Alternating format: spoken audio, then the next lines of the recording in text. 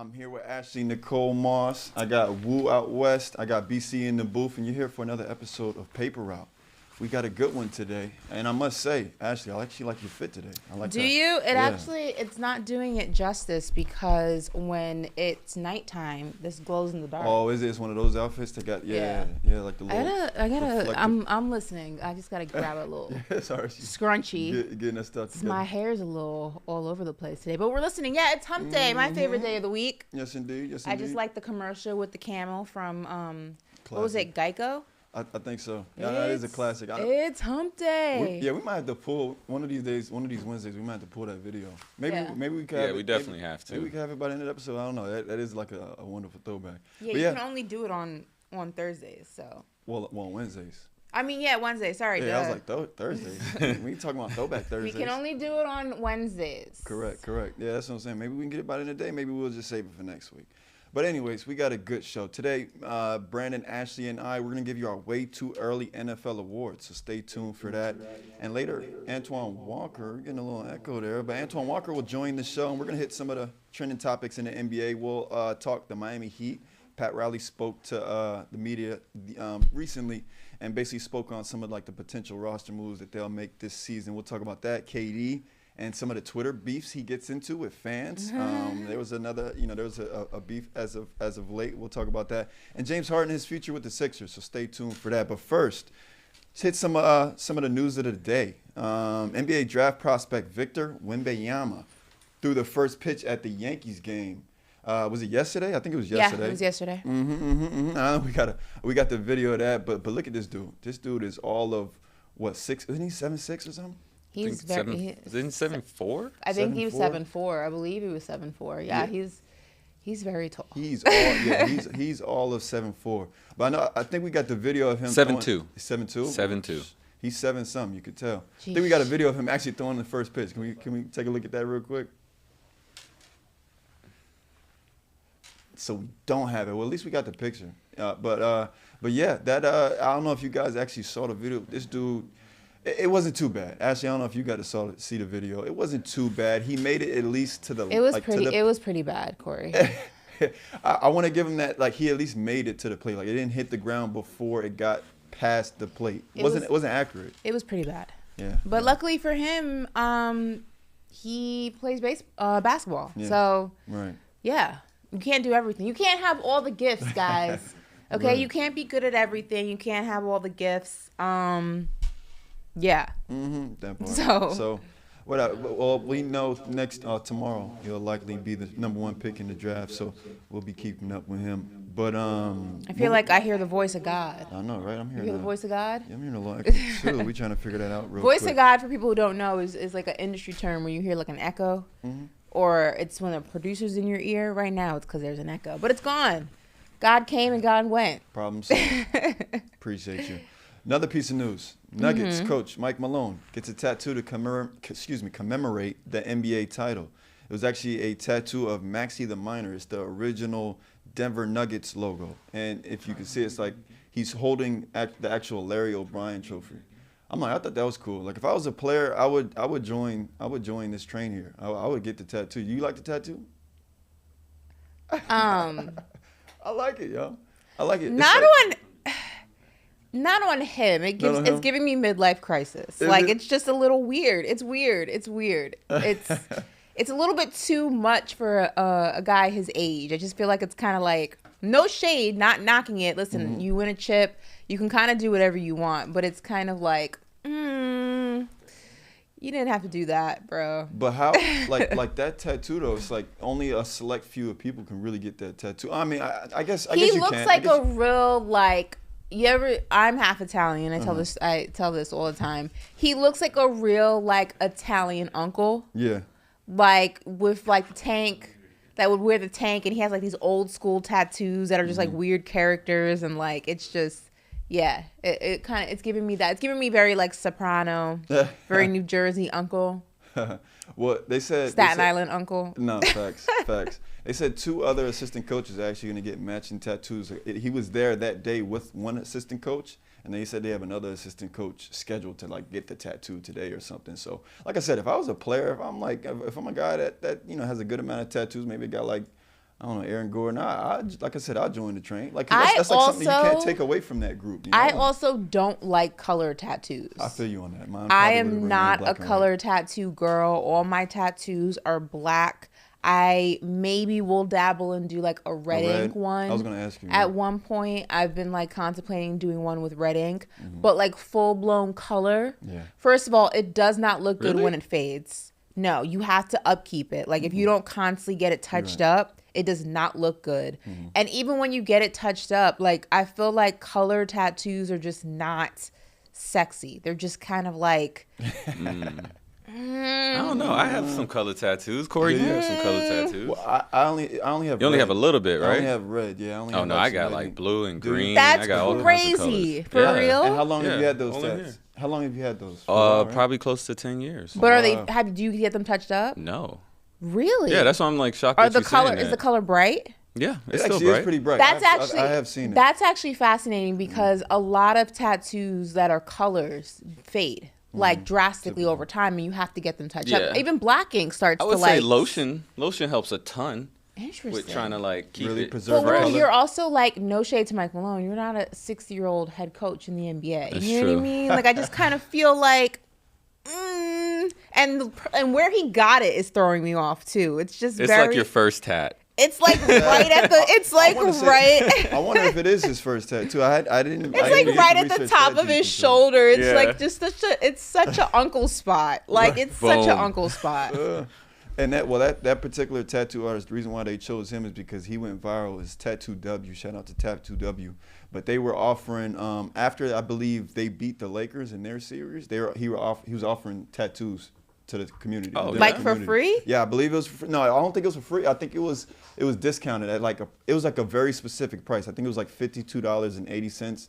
I'm not sure. Damn, for any type of tattoo? No, Why it was for that one. It was the Oh, Maxi for the that Minor. specific yeah. one. But yeah, for the no. Maxi the Never Minor. mind. I guess I'm not sure what the relevance of those numbers were. I think that's what it was. Why they charged that price. Corey, if the Dolphins win a Super Bowl this year, you're gonna get a Dolphins tattoo?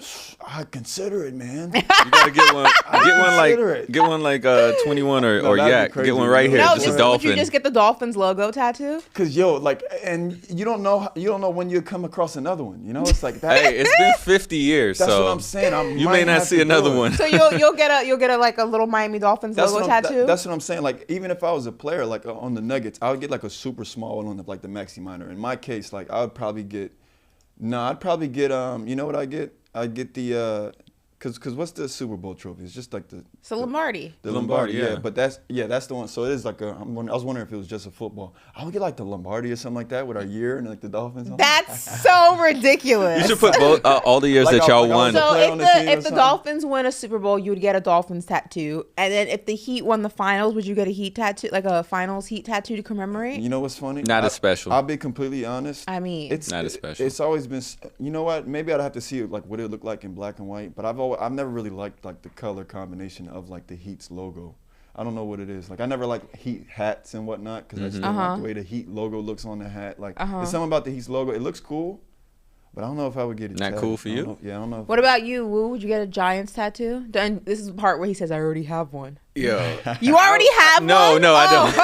don't. I don't definitely mind. would get a Giants tattoo if they won another one. I think. For real? I've been a fan for over 20 years. I feel like when I'm they a- got the first two, I felt like that would be weird. I feel But like I'm now- a shitty Cowboys fan. I would not get a Cowboys tattoo. No, you wouldn't. Were you one of those people who got stars back in the day? No, I don't have any stars. Because a lot of people was getting those stars when Chris Brown was getting those stars. I would never. I would Do never. you remember that get, era? Back of the ear The stars? back of the ear Yeah. stars? I would never get a Cowboys tattoo. Probably the only thing, I don't even think I would get a Yankees tattoo if they won another World Series. Like they have 27 of them. Like it's not. It's not special anymore. You know what I mean? The only thing I probably would do, it wouldn't be the Knicks logo, but I would get like maybe probably the date of like when the Knicks win a championship one day. I'm manifesting it's gonna happen. I would probably get something that said like small, like NYK, and then like the year. Yeah.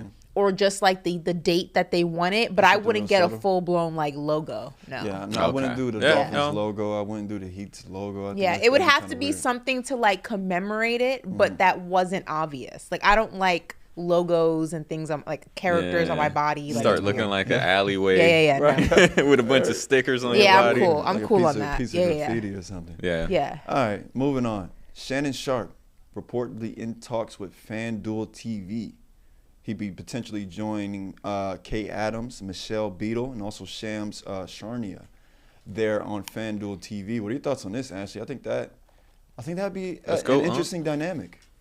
Well, no, he's not going to be on the show with them. No. It's just FanDuel TV. Yeah, okay, so Michelle Beadle and Kay Adams have their own shows on FanDuel TV. Right. I mean, I kind of anticipated this move. Like, I didn't see him going to an ESPN.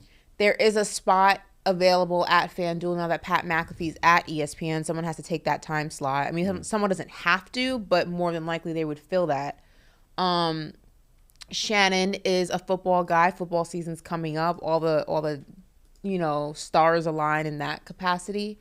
I think it's cool. He won't have the constraints of being on network television. He'll be able to be a little bit looser. He'll be able to be more Shannon Sharpe, Uncle Shay Shay. I mean, I'm not surprised by it. I don't think FanDuel TV is actually on TV though. I think it's like a streaming thing. Right. I could be wrong on that. Maybe it is like deep in the channel somewhere. But I think it's cool. I think, FanDuel has a lot of money. All those, betting houses have a lot of money to spend.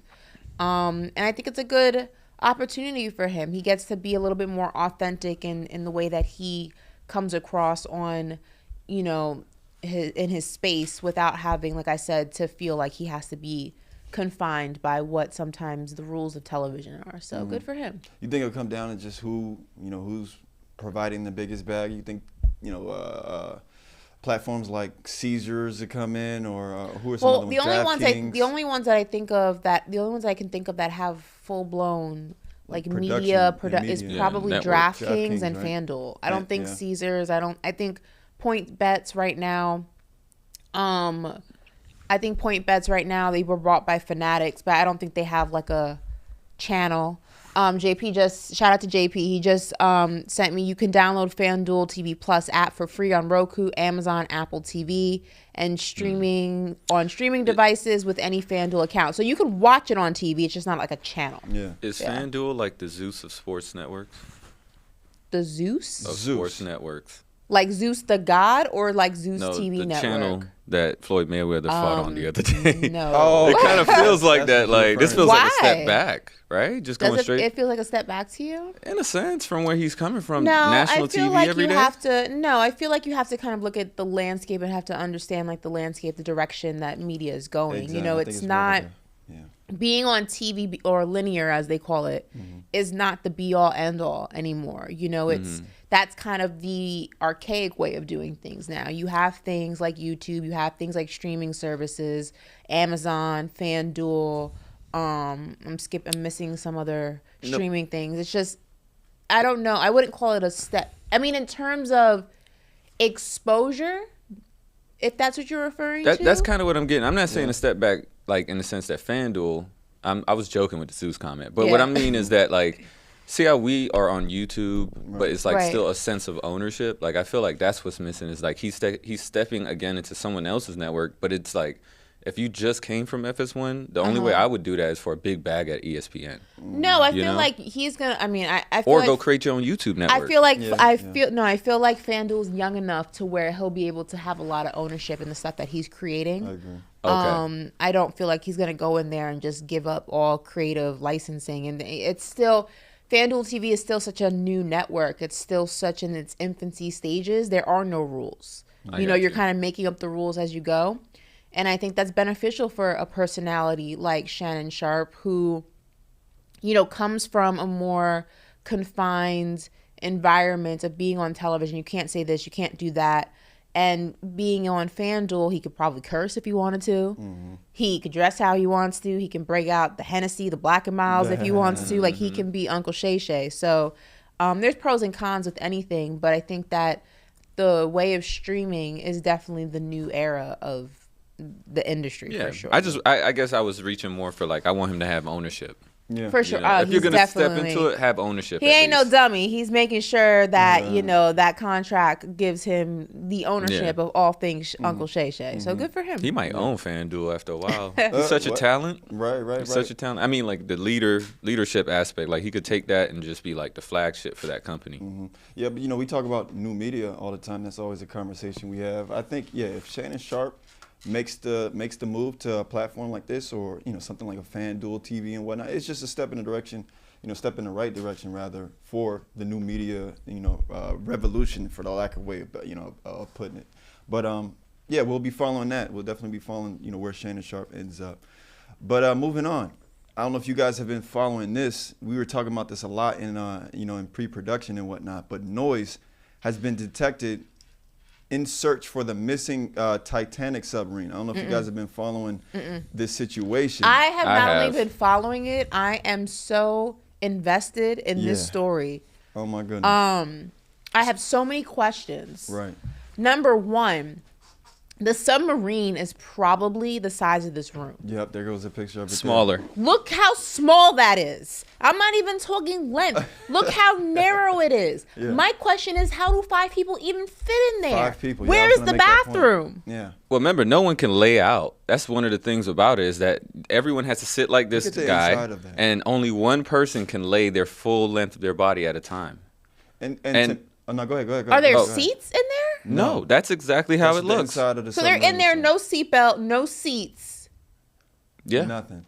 And the worst part about it is that it's being controlled by somebody that's not even inside the submarine. I think that was the most mind-blowing, piece there. I was like, so they're just completely out of control of really, where and how that submarine navigates those. Well, once it gets deep enough, you can't really communicate, but he can still control it with that controller if it's power.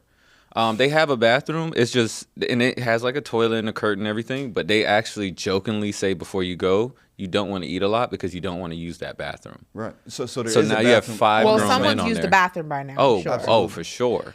It probably smells in there. Like, what? I have a question. My question is, I'm a history junkie. Like, I love history. I love exploring places that have, just deep history to them. It's one of the reasons New Orleans is my favorite city. Like, there's so much history in that city. But my thing is like, we know what Titanic looks like. Right. We have videos. Yep. We've sent multiple robots down there. Right. Yep. We have photos. We even have multiple documentaries. We have a whole film about it. Like, what it looks like. Why did you have to go down there and look at it? We're not talking about going 1,000 feet below in the ocean. The Titanic is at the bottom of the Atlantic. It is 2 miles deep. 1,000 feet down. Yeah. Over 12,000 feet down in the Atlantic. And it is so heavy and so big, it is split in half. Let me put this into perspective for you people, okay? When we're talking about 12,000 feet, okay, we are talking about below where the giant squids live. We are talking about below where the sperm whales live. There was an infographic that USA Today put out that showed you exactly how deep the Titanic is. And it goes like this. The surface is here. Then there's like the animals that you can probably see when you go to the beach, if you go, fishing deep out there. Then below that's a couple feet below that is the giant squid, which is so deep in its own right that you can't even see it. We've sent robots down there to tell us what it looks like because people aren't meant to go that deep. Right. It's pitch black, right? Exactly. Below that, another 1,000 feet is the sperm whale, right? The only reason we've seen sperm whales is because they come up sometimes. Yeah. After the sperm whale, there's nothing there. There's thousands and thousands of feet of undiscovered marine life, undiscovered ocean, because man cannot and is not meant to go that deep. We had that information, and these people still went in the submarine. Yeah. They got fish down there that's been there so long that they've had to evolve to darkness. Right. There are fish down there that are translucent. Yeah. That you can see through their body. You can see all their organs. There are fish down there that don't even eat like living creatures. They basically just live off the oxygen of the ocean because there is no wildlife that deep into the ocean. Can I also say this is like my biggest fear Like, I hate big bodies of water. Yeah. So, like, anytime you could show me, you ever seen pictures of statues in water? Mm-hmm. It is terrifying to me. No, it is. It is. So, like, just being engulfed in such a small casing, knowing that there's only one window, certain amount of oxygen, probably no food. Yeah. You know what I mean? Like, I think just the inner, what you call it, claustrophobic in me. Yeah. The whatever the phobia is about water, like, this is a scary situation. Even just sitting, knowing that you could still survive, it's just a scary look. Let's take it a step further. These people paid $250,000 to go down there and look at a boat, a ship that we already know what it looks like. And to make matters worse, there's no captain down there. No, at all. They're being controlled by a PlayStation controller by someone who had the sense and the wherewithal to stay on ground. Yeah. Like I said, that's the worst part about it, that you're just so out of control of the whole experience. And then on top of that, like, you'd have to pay me to do this. Like I said, this isn't your average. You couldn't even pay me to do this. Corey. And yet this ain't even worth $250. It's not even worth money. Yet they paid $250,000 to do this. Yeah. That is just that's. And let's also mention, like, I guess I don't know their names, but like, we have 5 men on here. One is the creator, CEO. Mm-hmm. Then you have a Titanic explorer who is seeing the Titanic, like that was his lifestyle. Then you have the billionaire who also went on that Jeff Bezos space device that went up in the air. So I look at him as an adventurer, explorer type, because he's doing all these things. And then you have the Pakistani billionaire, and then for me, the saddest case, a 19-year-old, which is his son, who, you know, hasn't even gotten a chance to live his life. Okay, but listen, all of this is extremely sad, and I couldn't imagine the type of fear that they're dealing with. Like, just thinking about it is, like, just ultimately, like, frightening. But, like, if we're going to go ahead and, like, analyze this, which is what we're doing, having this conversation, I don't understand how, one, you have all that money and, like, let's go down 12,000 feet into the ocean and just look at a ship that's been down there for 70 years, right? Yeah. Plus, what's exciting about looking at that? There's the picture. It doesn't get any better than that. That's literally what it is. That's all I need. That's all you need. We have 3D graphs of this. You can even go on certain websites and, like, spin the ship around and look at all different angles. Like, you didn't have to go down there and look at it. Yeah. But here's my other thing, is that you get all the information about this submarine, right? You are told there's no seats. You're told you can't lay down. You're told that it's being controlled by a PlayStation controller, by someone who's not even in the submarine with you. You know that you're going past areas I think the controller of life. is in the submarine. I think they were communicating through text, and then they lost communication. You had all the facts, and you still said, yeah, let's do that. Yeah. What do y'all think is the knocking Let's that they're do it. hearing? Do you think they're actually hearing, like, that submarine? Because they said that they're hearing knocks. For sure, they're hearing it. They have the sound down there works, sonar and stuff like that. So that is what they're hearing, essentially. They're hearing the submarine. I hope that's what they're hearing. I mean, because there's a lot of things that go on in the ocean, doesn't it? Like, yeah, but I don't think too many can knock against a hard enough surface to create an echo. And I remember there's not a lot of wild, like, you have stories of, like, the Kraken and stuff like that. Like, but I don't feel like there's enough, like, giant wildlife down there to, like, be to consistently knock the like sound a human that, like, being. you're hearing. You know what I mean? Like, God be with them. Like, it's terrible. I really hope that they're able to figure out a way to get them out. I mean, I feel like if you were able to get them in, you should be able to get them out. Exactly. They're losing oxygen. It's not, time is of the essence. Yeah. It's just like, question for the crew. Just got to make better. If they make it out of this, do we ever visit the Titanic again? I know, like, is this it for the Titanic? Be a robot. There's a reason we've sent robots to do our dirty work. Like, yeah, absolutely. Yeah, I don't see. You know, there's a chance that it could actually implode from pressure. Yeah, I believe that's how deep in the ocean you are. It's such a risky move to do something like this, just to go down and look out a hole that's like 12 by 12 inches and say, woo, I saw the Titanic, and now go back up. And this is supposed to also be a 9-hour trip. So, like, you're going in, you're probably like, I don't need to use the bathroom. I ate a big sub before I came. Like, whatever the case is, It's supposed to be a 9-hour trip. They say that they only have about 24 hours or less of oxygen because last night they had about 34, 33. So they're given 96 hours, just so people know. 96 hours is what the submarine is capable of, remaining underwater for.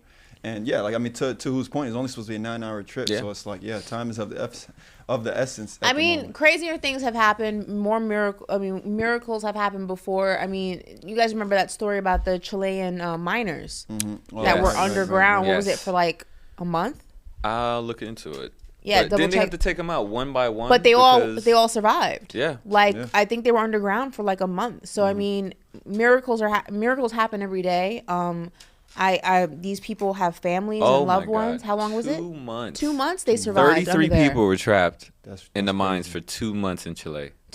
So I wish them well. I hope that we're able to get them out. These people have families and loved ones who are worried about them, and it's a very scary situation for sure. Very, very scary. Yeah. Now, you're listening to Paper Route on Faction Talk, Sirius XM channel 103. We were just talking about the Titanic submarine that went missing.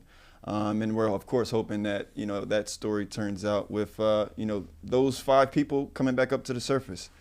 But moving on, one more piece of news before we move on to our way too early NFL awards. Pharrell Williams had his debut as the men's creative director of Louis Vuitton.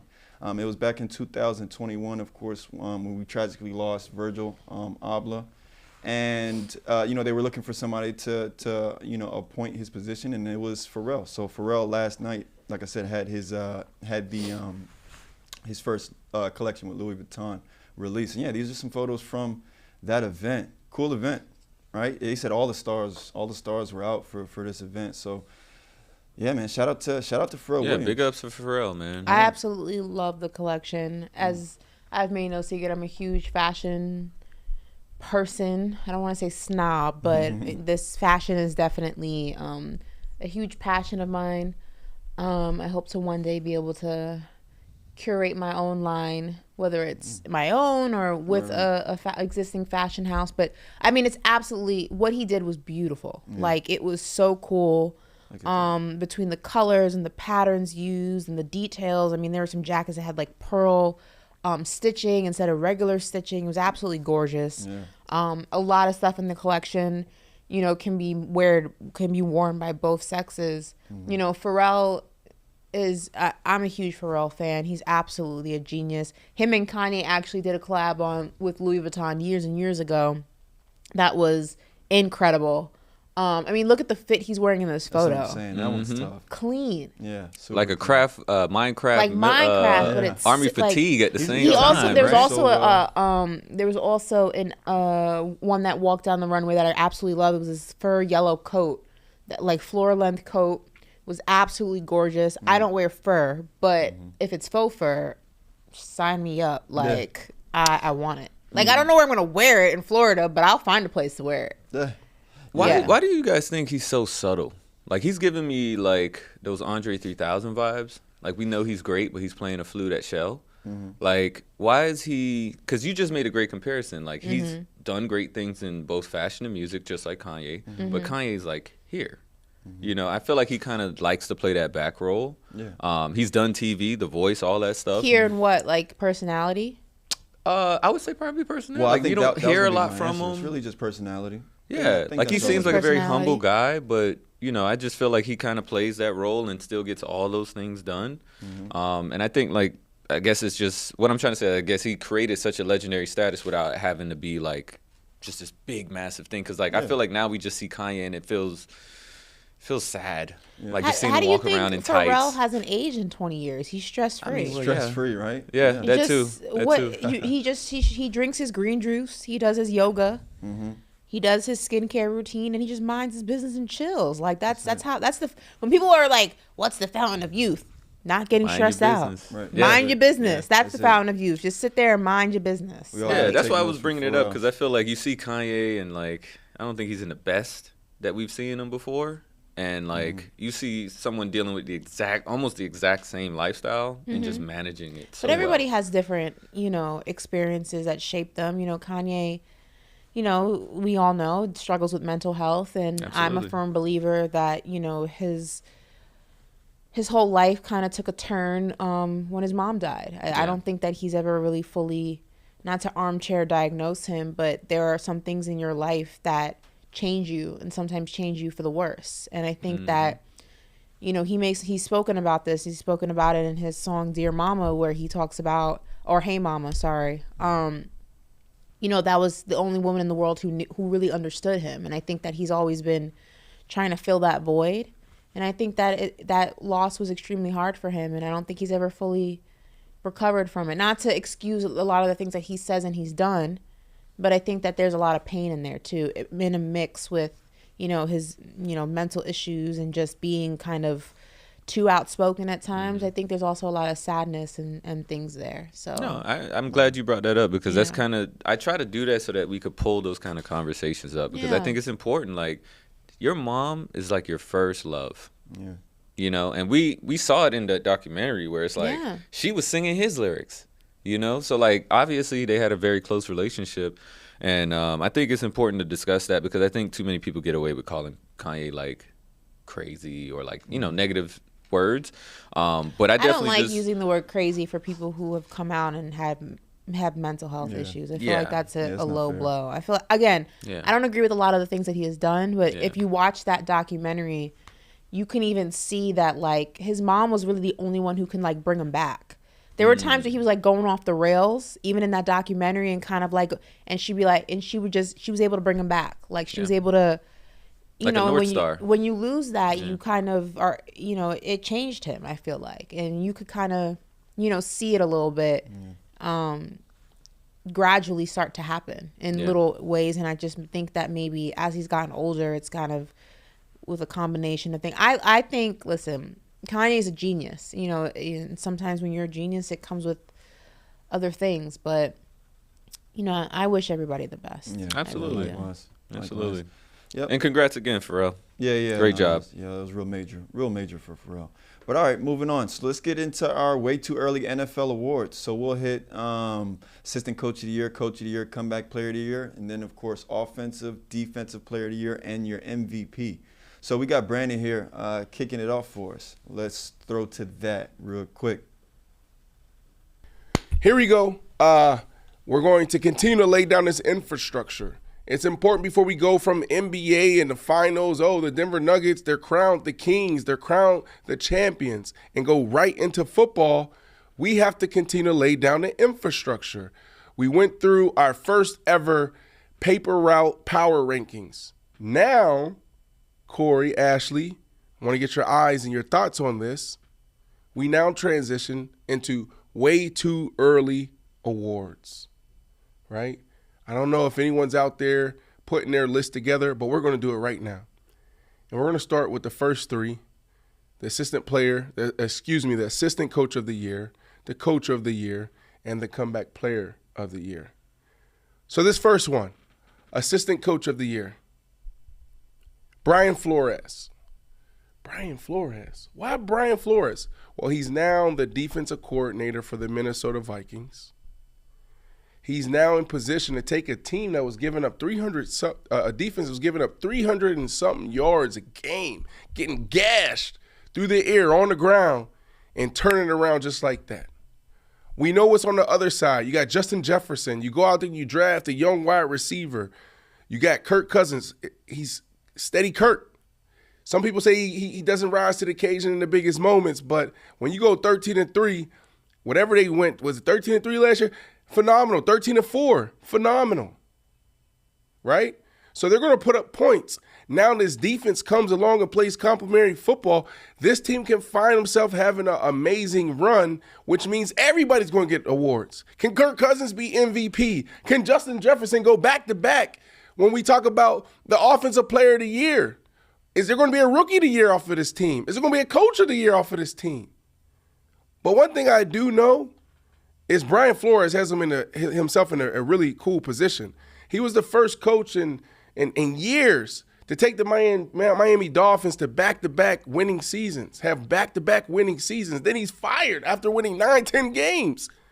Then he goes out there, and there's a couple teams that's interviewing him to be a head coach. He doesn't get it done. Now there's a massive lawsuit against the NFL. He finds his way as an assistant underneath the Pittsburgh Steelers and Coach Tomlin. Does a decent job there. Then he gets himself in position to be a defensive coordinator. So I say Brian Flores is going to do what he's always done in his career. He's going to turn things around. So Brian Flores, congratulations to you. You are the Assistant Coach of the Year, Way Too Early Awards. I mean, I guess I can co-sign that. He's not my assistant coach of the year, but I hear what Brandon's saying because, look, I tell you this, the Minnesota Vikings, they're going to have a good offense. If they manage to have a good defense, then we're talking about a team that's potentially be really good. So, yeah, he might be a candidate at the end of the year. But my assistant coach of the year is Vic Fangio, defense coordinator of the Miami Dolphins, because the Miami Dolphins are going to have the #1 defense in the NFL next year. So that's my assistant coach of the year. You got any comments on this? Is that the only reason, Corey? I'm not surprised by that in the slightest. So I don't have a comment regarding that. All right. Hey, I'm gonna let y'all know. I don't know his name right now, but the Giants defensive coordinator. Assistant coach. That's my assistant coach of the year. Just throwing that out there, just cause. All right, cool. All right, so we're actually gonna move into the coach of the year. We're gonna have coach of the year next. Now we transition into the coach of the year. This one's tough because you never know, right? This award usually goes to the coach that has an amazing year, obviously, has an amazing record, obviously, but sometimes it goes to the coach that turns the team around. There's a lot of teams out there that need to be turned around. This coach, I wouldn't say that he's going to turn this team around because this team actually showed well and played well last year. But they didn't have Aaron Rodgers. They didn't have a coach. So this year's coach of the year is going to go to Robert Saleh. And I think this is going to be easy. That's what I really believe. I think it's going to be a walk in the park because he's already a defensive guru, top 5 defense. They're probably going to get better. They're bringing everybody back. Sauce is going to his second year. Can Sauce Gardner repeat? Could he go from rookie of the year, defensive rookie of the year, to defensive player of the year? Maybe MVP. Sauce Gardner's that good. So the defense is going to get better, more experience, more time to jail, more chemistry and continuity. And now you put Aaron Rodgers in the mix? Come on, man. That tells me, this team can find themselves in Las Vegas. You know what's happening in Las Vegas? Super Bowl. Super Bowl. So if they go on that type of run, that means they had a great record. Everybody's playing well. Everybody's coaching well. Robert Saleh, congratulations. You are the Way Too Early Coach of the Year. Yay, Robert Saleh. All right. I mean, it sounds good. And, of course, if the Jets can complete that mission of making it out the AFC East, then yeah, I'd say that he'd be more than, deserving of Coach of the Year. But, Ashley, who you got as your Coach of the Year? I actually have Sean Payton, who was supposed to be the head coach of the Dallas Cowboys, but whatever. We move on. We march on. I think that he's going to be instrumental in turning the Denver Broncos around. I'm not saying this is going to be a Super Bowl team, but Coach of the Year doesn't always win the Super Bowl. I just think that they're going to be a drastic improvement from what we saw last year. And I think Sean Payton is going to be the catalyst in why they are that. I also think that we're going to see a much leaner, stronger, quicker, smarter Russell Wilson than we saw last season. And I think that relationship between him and Sean Payton is going to be something worth watching this season. I think that they have some tricks up their sleeves. So Sean Payton is mine. Yeah. No, look, now you and Brandon have two valid Coach of the Years, but my Coach of the Year is going to be Nick Sirianni, right? And he's not going to do it by improving his team. Well, I mean, I guess improving would be a Super Bowl win. And, of course, that's who my prediction is to win the Super Bowl, the Eagles. But I think Nick Sirianni is going to get it because he's going to show consistency. Last year, I think he was a legitimate candidate to win Coach of the Year, but they gave it to Dable, so which was understandable. But I think Nick Sirianni, I think he takes it this year after he leads the Eagles back to the Super Bowl and actually gets it done. Of course, I hope for the Dolphins to win the Super Bowl. I'll be glad if my prediction is wrong and the Dolphins win the Super Bowl. But I think the Eagles are going to do it, and I think Nick Sirianni is going to be your coach of the year. Moving on. So the next award is Comeback Player of the Year. We're going to let Brandon have the floor here. All right, to round off this last of the first three, Comeback Player of the Year. I mean, we might as well give it to this guy now. Really powerful story, supernatural story. We all witnessed a player, I'm just going to say it, die on the field. Thought it was over. Then he comes back and he's running around in OTAs, his offseason training, has a helmet on, competing at a high level. I think this is just an easy one. I mean, I don't even think Damar Hamlin needs to suit up to win this award. This is a lock for me. Damar Hamlin surviving, what he survived on the field in front of the whole world to watch just puts him in position just to take home the award now. So put his name on the award right now because Damar Hamlin will be Comeback Player of the Year. All he needs to do is just make the team. Yeah. Damar Hamlin. I mean, this honestly does make the most sense. But believe it or not, this wasn't the first name that came to mind. But, I mean, after hearing that name, I was just like, yeah, how can he not really win Comeback Player of the Year? Is this who you have as your Comeback Player of the Year, Angela? It is. It's that was my pick as well. Mm-hmm. I think that outside of Hamlin coming back and just stepping back on the field, which is, incredible in itself, I think that a lot of the times people love, especially voters, they love a story. And, yeah, you can talk about coming back from injury. You can talk about coming back from, a bad season. But when we talk about coming back from a near-death experience, I mean, I don't know what's more comeback than that. Right. So I agree with Brandon. That was my pick as well. It's Damar Hamlin. Right. I mean, I can't even really argue that one. But the first player that did come to mind, I must say, and who I have as my Comeback Player of the Year is OBJ. Right. I think he's somebody. I mean, we haven't seen him in almost 2 seasons. He ended. The way it ended was obviously with the ACL tear, but he had a really good game in the Super Bowl. So he's somebody I feel if he can pick back up right where he left off and play at a high level and prove that he's still an elite receiver in this league, I think he's somebody that could potentially win, Comeback Player of the Year. So he's somebody I'd say would probably be, probably come in second. But Damar Hamlin, like I said, I can't really argue that. Who, you had something you wanted to say? Yeah, actually, I thought this was a good, honorable mention. T. Scotty RTTO said this in the chat. Russell Wilson. Sure. I think he has the perfect scenario to do a comeback. Willie is the question. But he has the scenario set up perfectly for him to do a comeback year. Mm-hmm. Yeah. And hold on, isn't Sean Payton his coach? Yes. Yeah. So there you go. Yeah, a lot of awards administered in that franchise there. All right, moving on. So we got Defensive Player of the Year. This should be good. We got Defensive Player of the Year and I believe Offensive Player of the Year. So let's hit those real quick. The next 3 are the big 3 that everybody want to talk about. Defensive Player of the Year, Offensive Player of the Year, and the MVP. Corey, let's spend some time on this MVP. Stay right here, though. Uh-huh. Spend some time on MVP. I think it's time for us to rename this award. Rename it. Name it like a new name. New name. Like a takeaway MVP. If you had to rename it, what would you name it to? What would you name it? The Superstar Award. Like, who's the lone superstar in the NFL? It should be the Quarterback Award. The Quarterback Award. I'm so tired of the MVP. The only people to win it is quarterbacks. Yeah, you make a good point. It's quarterbacks.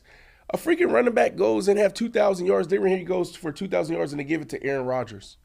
Aaron Rodgers had a phenomenal year, but we've seen that how many times a quarterback passed for almost 5,000 yards and throw for 40 touchdowns. We've seen that. Mm-hmm. The hardest feat in sports to me is a running back eclipsing 2,000 yards on the ground. That all-purpose on the ground. Yeah. So I'm not excited about the MVP award because it always goes to a quarterback. Yeah, we know what to expect. But it is what it is. So let's start with the Defensive Player of the Year. Now, this is interesting. Wu, maybe you can fact check this, but I don't know if a player has ever gone from Defensive Rookie of the Year, DROY, to Defensive Player of the Year. I don't know if this will be the first time, but I'm putting my money on Sauce Gardner. I'm putting my money on Sauce Gardner having a year that is one of the best years that we've ever seen at the cornerback position. When we had an opportunity last year in camp to bounce around, we stopped in New York, Florham Park, one jet drive, and there was Sauce Gardner, big old beautiful diamond teeth. I don't think he had a sauce chain on, and he was there after practice, getting extra reps in. Myself, Pac-Man, Shady McCoy, walk up to him, start a conversation, introduce ourselves. What happened after that? We're talking about the next 30, 45 minutes. General manager sitting over here. You have Sexy Rexy sitting over here. Sexy Rexy is a legendary, I would call him an executive, and he does so much in the scouting department, and how he looks at players and how he helps organizations put teams together. But we're all sitting here, and we're just talking to him about like what he sees and what he's thinking and trying to give him tips. And when I tell you, he felt like the smartest person. He really did. It felt like he's been here before. It felt like he was already a 4, 5, 6 time All-Pro. Like it's hard for me to say this, but I think he needs to be looking at Darrelle Revis, his legendary run in his career, the Deion Sanders of the world. He can find himself in that category really quickly. I think this year we'll see more picks from him. He already got the sauce. He already got the swagger. I think teams are going to be scared to throw his way. And here's what we got to look out for, because it's going to be interesting. They have more film. They can watch him. They can study him. Aaron Rodgers is going to put up more points, which means teams are probably going to be trailing, which means teams are going to have to throw more against the Jets. Yeah. Which means he's going to be in position to make more plays, so it can go left or right. This type of guy, I'm telling you right now, Corey, this type of guy is going to go the right way, right? So he's going to be tried more. That's why I have his picks going up, I have this guy making, bigger plays. But with that being said, don't be surprised if he gives up a little bit more, because he's going to be attacked more, because teams are going to have to, because Aaron Rodgers is on the other side. Yeah. Are you following what I'm saying here? Because teams are going to be playing catch up essentially. Right. Yeah, they're going to have to throw the ball. I don't know if we've ever seen a guy go from Defensive Player of the Year to Defensive Rookie of the Year to Defensive Player of the Year. But I think that's what we're going to see. And I don't know if we've ever seen a cornerback go back-to-back with Defensive Player of the Year. That hasn't happened before, right, Boo? We've never seen it, but there's talks that Micah Parsons might be the closest. Yep. Ooh. Interesting you said that. And I'm going to hold who maybe that might have given it away. But I won't reveal who my defensive player is. Well, you already kind of did, but you're going to have to peel back the layers and tell us why. But when it's your turn. But no, all that you said, the case that you made for Sauce Gardner to repeat, I think all of that is accurate. Like he is going to be forced to make more plays. Yep. Yeah. I like it. It might turn out good. I mean, so yeah, like Brandon said, he's going to be forced to make more plays. Last year he's coming off of a Defensive Rookie Player of the Year. That'd be crazy to see a DB do that, though, right? To go from Rookie Defensive Player of the Year to Defensive Player of the Year. I mean, absolutely. He's going to have to ball out. He's really going to have to ball out. What are your thoughts on that? And Ashley, who do you have as your Defensive Player of the Year? He's going to have to take the award from Micah Parsons' cold, dead hand. It's his. There she goes. I think it's Micah's award. I just think that he's one of the best defensive players in the league that we have right now. Especially one of the youngest. I mean, when I say more on the younger side, I'm not talking about. How old is Aaron Donald? Aaron Donald. Yeah, isn't he close to 30? 32. Okay, so we're talking about the young boys. I feel like Micah is the best defensive player. Yeah. You know what I love about Micah? In that young wave right now. I don't feel like there's anyone better than him currently. Nobody. Yeah. He could play almost any position down there. He can. That's what's He's a insane. beast. Like he'll go on the line. He'll play linebacker. He's an absolute beast. He's animal. a dog. Yeah. I'm glad he's on my team, and I'm not. I don't have my offense going against him. I just think that he's that dude. I think that there are going to be some other names in the mix that people may say, oh, he could take, but no, it's Micah's award. I honestly think it was like, and my pick is also Micah Parsons, just so y'all know. It is Micah Parsons. I think it worked out that Nicky Bosa won last year, because I thought Micah Parsons was going to win last year, but now that I think Nicky Bosa got his Defensive Player of the Year out of the way, now, I mean, all of the attention is going to be on Micah Parsons.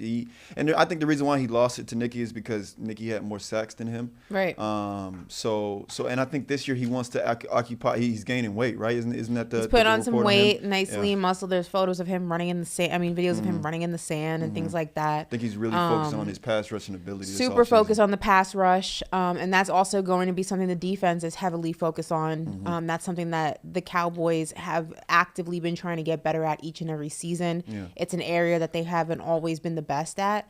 That's why they've invested so much into defense and changing that. I think Mike is going to get at it this year in a way that we haven't seen him yet. I think it's his award to win, his award to lose. Yeah, I'm predicting 16 plus sacks. 2021 he had 13. Last year he had 13 and a half. He's gonna get 16 plus, and that's gonna give him the award. Let's not forget about Myles Garrett now.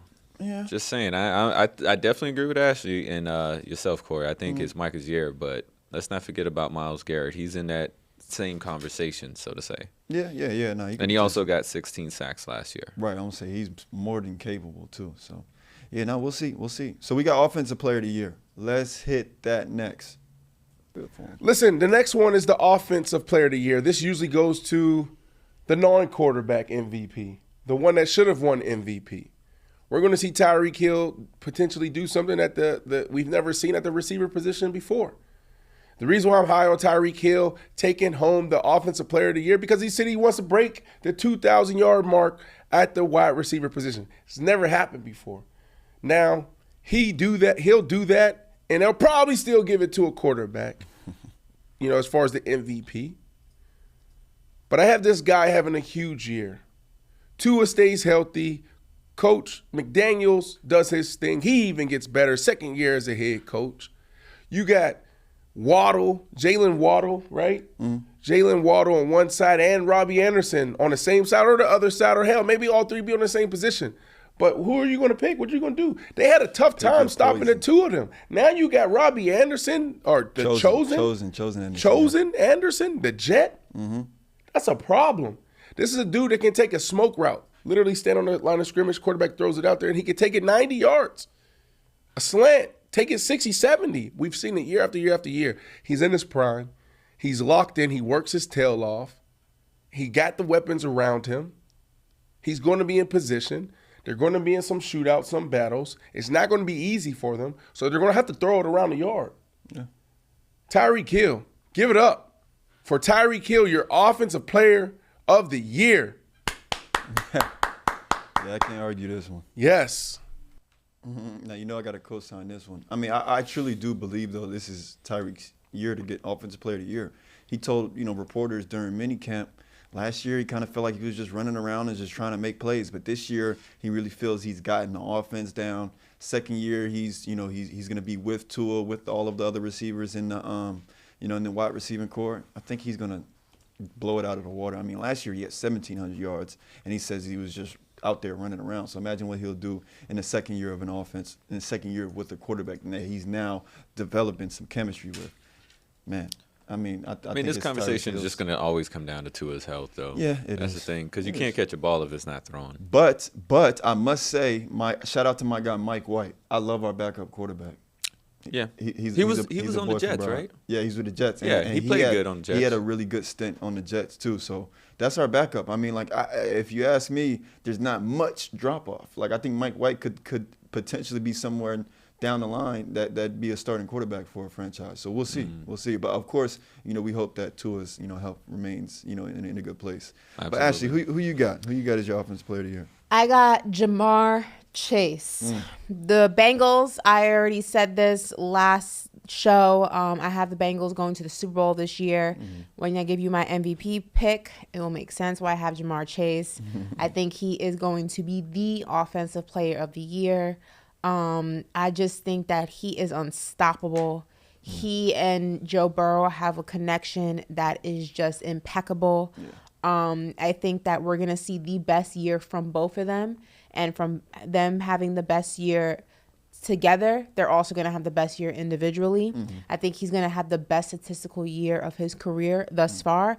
And what did he win last year? What was the award he won last year? Jamar Chase? Yeah.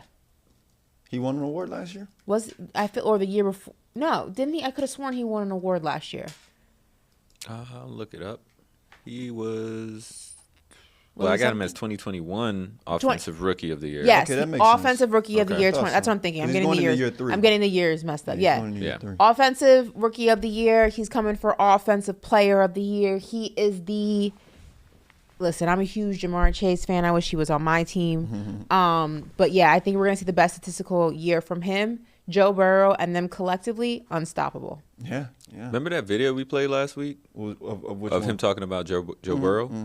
I'm telling you, something about the player's intensity reminds me of that time we went and saw Adesanya at UFC 287. Just the way he was standing and confident. Yeah. It might be their year. That's what I'm saying, man. Might be their year. The Bengals looking scary going into next year. All right, we got the MVP. Last but not least, let's get to it. Now we move on to the MVP award, the most boring award in the whole wide world. It just goes to the best quarterback. That's what we're going to name it, the best quarterback. Or if we want to be spicy and make it bigger than what it is, the best quarterback in the whole wide world award. This goes to a guy that's going to have a phenomenal year, a guy that's entering his prime, a guy that has more confidence, has more experience, has more chemistry and continuity with his pass catcher and his whole team. Joe Burrow. Joe Burrow will be the MVP, the best quarterback in the whole wide world award. He's going to have that award in his hand when it's all said and done. So in Vegas, NFL honors, Joe Burrow, come on down. He's going to wear something fly. He might even have a chain, a chunk on, some type of dunks, some type of Jordan 1s or something with a suit. He's going to be fly. Right. His speech is going to go something like this. Hey, I just want to say thank you, Jamar, T. Higgins. Like, you guys did a phenomenal job. Couldn't have did it without you guys. This is just one of 20 that we're probably going to have. That's how Smoking Joe is. Like, I'm supposed to be here. You talk about confidence. You talk about flair. Like, this dude was built for this, bro. Joe Shiesty. Who doesn't like Joe Shiesty? Ain't not too many people. Everyone loves him, especially the culture. The culture loves Joe. So there you go. Offensive Player of the Year, Tyreek Hill. He does something that we've never seen at the wide receiver position. Defensive Player of the Year, Sauce Gardner. He does something that we've never seen before, ever. Go from rookie Defensive Player of the Year to Defensive Player of the Year. Back to back. Hell, he might do it 3 years in a row. Sheesh. And then your best quarterback in the whole wide world award goes to Smoking Joe. Fair enough. Any debate there? Any pushback there, guys? All right, so Brandon has Joe Burrow. I have Joe Burrow. Ashley, who do you have? I have Joe Burrow. What is the consensus? Wow.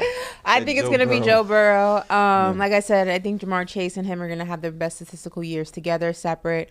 I think the Bengals are going to the Super Bowl this season. I just think it's Joey B's time. I think it's his moment in the sun. And I think that he's gonna surprise a lot of his doubters. And the people who've always seen the greatness in him aren't going to be surprised. But I think this is the year he gets it done. It is. It got to be.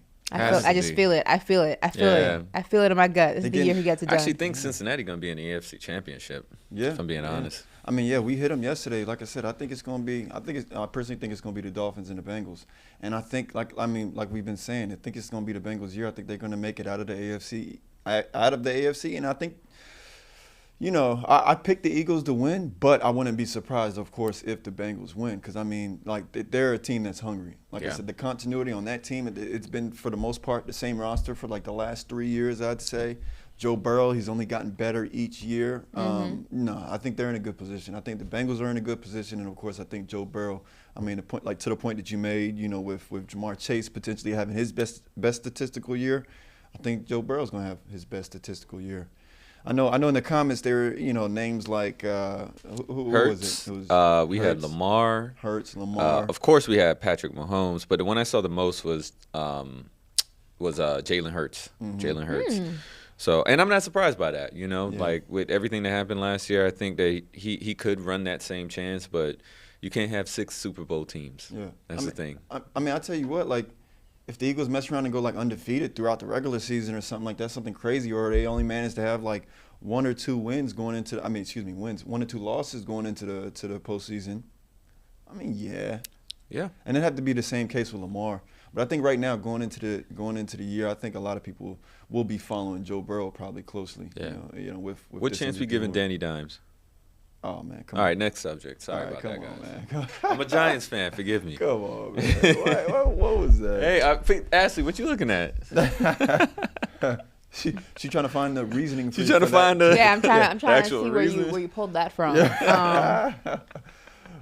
My faith. I pulled it from faith. That's too funny. Do we have? There's faith and then there's delusion. Yeah. We good? Yep. All right, listen. You're listening to Paper Route on Faction Talk Radio on Sirius XM channel 103. I got Ashley Nicole Moss with me. I got Woo out west. I got BC in the booth. And we got our NBA contributor, Antoine Walker, joining in the show. And I think he's with us now. There he is. Boss man, how we feeling?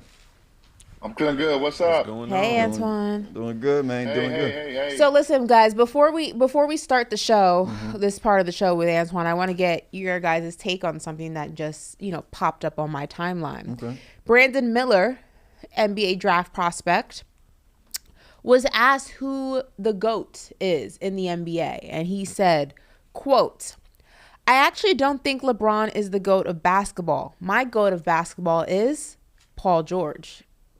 Stop playing. That's a direct quote.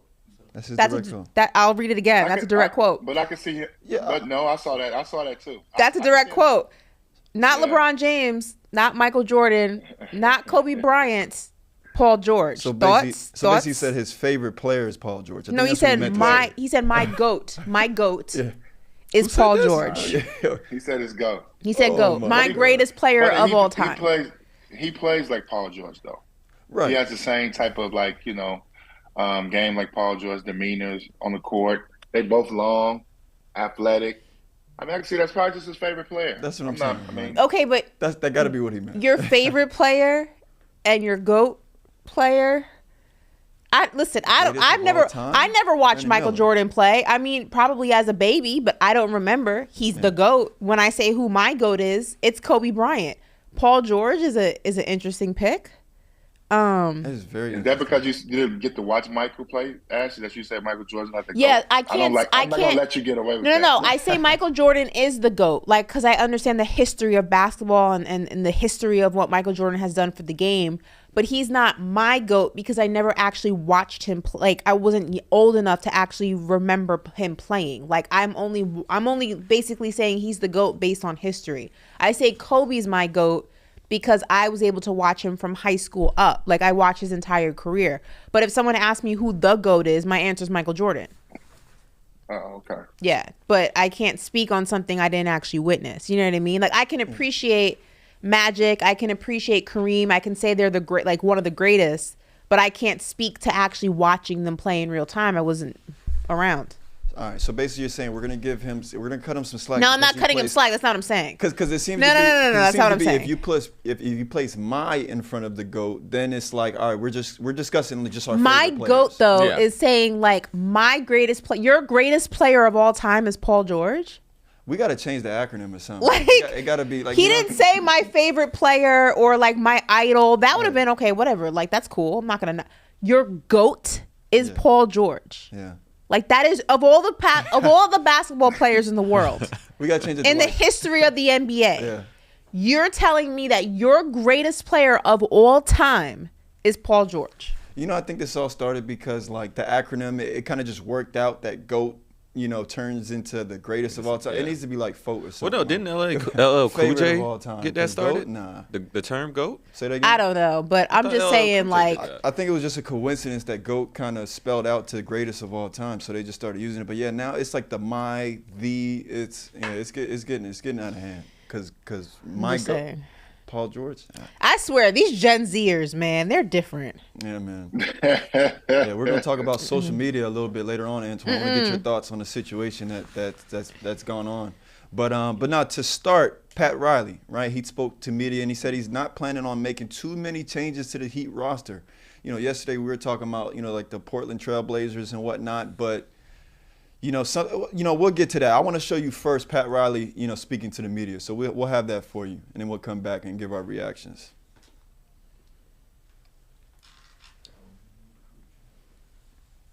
Okay, so now it looks like so basically Pat Riley said that they're not looking to make too many major changes. Now, if they can, hit it out of the park, he's willing to, make some moves and whatnot. And recently, Antoine, it came up that the Blazers, like I mentioned, we were talking about the Blazers yesterday. The Blazers are prepared to make a significant offer to the Miami Heat, that is for Bam Adebayo. So that's interesting, right? Like that the Heat, not to say that the Heat may consider, moving him, but that the Portland Trail Blazers want Bam. What do you think is a significant offer? What do you think the Trail Blazers are referring to when they say a significant offer, Antoine? I mean, the thing is, they probably want picks, or they want a young star back in return with picks. Yeah. If you're going to give up Dame, so I don't think that's a problem. I think you can get a team that has some young players that want to get over the hump and want a closer, a guy who's been there. So that option could be out there. It'll be interesting to see which team steps up and really take a swing at Dame. I think it should be a team that struggled. I mean, an organization that has struggled. That's kind of like the New York Knicks. I just threw them out there that have struggled to actually get a real superstar. Obviously had Melo a couple years ago, but they haven't landed anyone yet. And I mean, you on the big stage, and that's a team I can see will be willing to give up a lot to acquire a guy like Dame Lillard, because it's been so hard for him to get a superstar. But it depends on how many years you think Dame has left in him. And so that plays a part too. I mean, Dame is now starting to get a little older. Does he have a 3-4 year run in him at playing at a very, very high level? I think that's going to be important for an organization to think about. But he's definitely a terrific talent that still has a lot left in the tank. But it depends on how many years you think you got to give up. I think the money's already taken care of. So it's just about, and then also what can you put around him? You don't want to give up a lot of assets and not be able to put pieces around him and waste it. So you don't want to get a terrific talent like that and you ain't got any pieces to put around him. So it's going to be tough for a team to step up and trade for him, and they got to be willing to spend the money. So you got to think of the bigger franchises that don't mind going over the luxury tracks is where Damian Lillard is going to end up at. Yeah. Now, Ashley, how do you feel about a scenario, though, where Damian Lillard stays in Portland and Bam Adebayo goes to Portland and joins forces with Damian Lillard? Bam's not leaving Miami. Like, let's have a serious conversation here. I think Bam's I think Bam is an intricate part of Miami's future. I don't think you trade a player like that. I know that Heat fans have expressed frustration with maybe his inconsistencies at time, but we're talking about a guy who's 25 years old, and who has made significant improvements in his time with this franchise. Defensively is a powerhouse, one of the best defensive players in the NBA. Right. Offensively, he needs to work on his mid-range a little more, get that shot going, a three-point ball, add that to his game. But I don't think you trade a player with his kind of ceiling, because I think that this Miami Heat team, a lot of those undrafted guys, you're going to have to move them around if you want to make some noise. Now, Pat Riley did say he's playing chess, not checkers, so I don't think you're going to see significant amount of movement from the Miami Heat. I think that Pat Riley's thinking long-term, not short-term. But we have to go ahead and call a spade a spade. Jimmy Butler's getting older. Kyle Lowry is a shell of who he used to be. Kevin Love, a shell of who he used to be. You need a young focal point. When I say young, not a rookie, but a young focal point of this team to make it work for years to come. And that player is Bam Adebayo. They're not going to trade him. Yeah. Do you think you think the Heat should consider moving Bam Adebayo, Antoine, and also if they did, what would the Heat need in return from the Trailblazers, or would they include a third team maybe even? No, I think that obviously this team made it to the finals, but with so many undrafted players and unsigned players, not saying those guys played above their head, but when you saw it in the finals, they were no match for the Denver Nuggets. Yeah. But, it was good coaching, hard playing, so I don't want to take anything away from that team. That was a magical run that they went on. But if you want to win a championship, you got to have a couple stars. So they got to look into, actually getting a superstar on their team to go along, maybe aside Jimmy Butler, who is a little older. Of course, I would not trade Bam. I think Bam is a great piece to the puzzle. Do I think Bam is a superstar in this league? No. But I do think he's a guy that can be very effective. He's young, and he can only get better. So I don't think you give up a guy like that. You don't want to have to continue to rebuild it. I think they need to add another star. They thought it would be Kyle Lowry as another star on the team, but Kyle it's probably maxed out. He has better years in Toronto with DeMar DeRozan, and when he came, but he could still be a great leader, a good backup point guard, just not at that number. I mean, not at $30 million. Mm-hmm. But, obviously that's a big number for him to be at.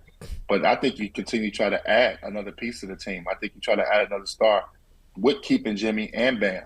And I know that's easier said than done, but I think that's the way, if I'm the Miami Heat, that's the way I'm looking at it. So a Damian Lillard situation is out there.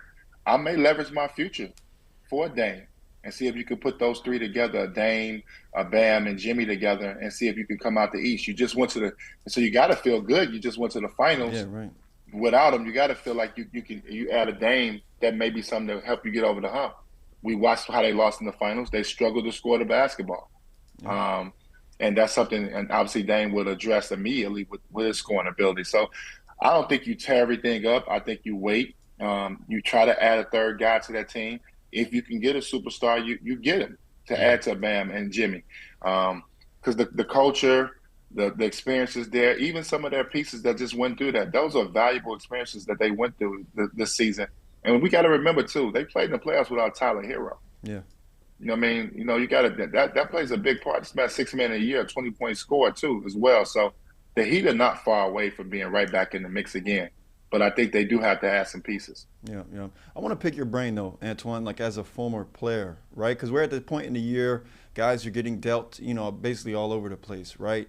And as a player, Ashley was just, this would kind of spark this question for me. Because Bam Adebayo, he's somebody he likes where he is. He's on a good team. Right, and probably doesn't want to get dealt.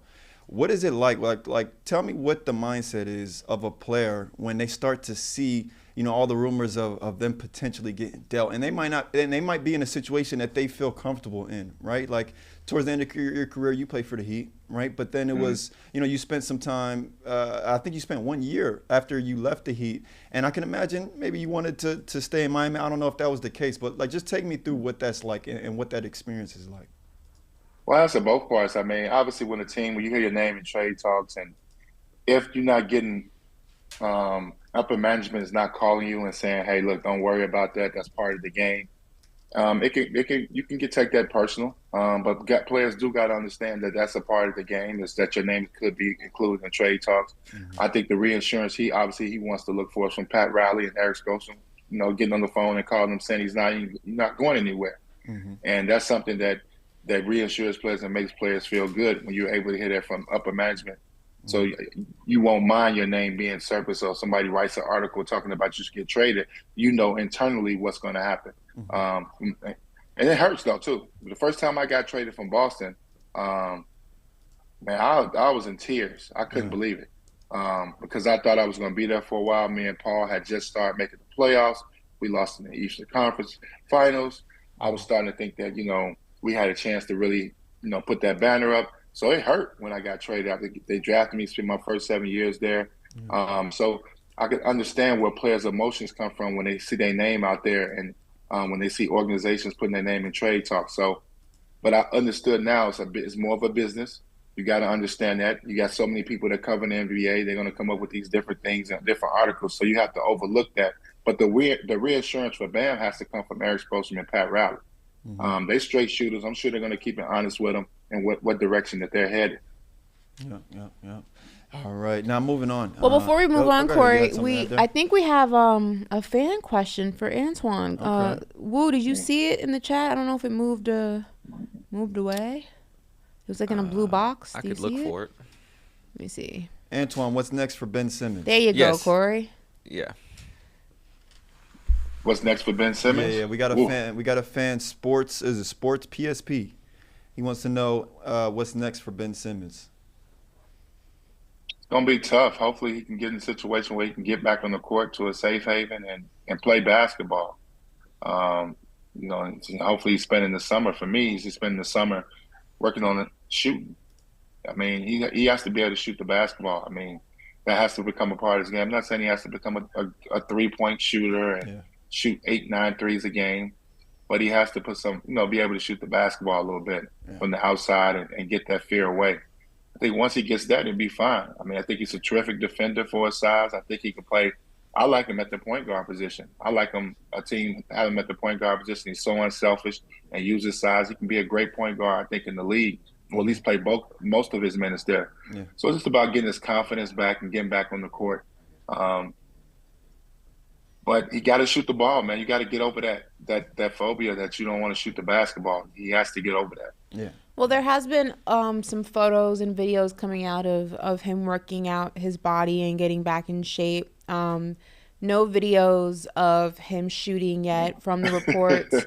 From the reports, he hasn't been cleared for contact yet. There were reports that he was working out with Royce O'Neal and another name that's I'm drawing a blank on right now. Mm-hmm. But they, like I said, he has not been cleared yet to go ahead and play contact. So right now it's just about lifting weights and running and, getting his body back in shape after, the back is the situation with his back. So, Antoine, knowing that, are you a little bit more optimistic, or you still are like, that's great, but that's not shooting?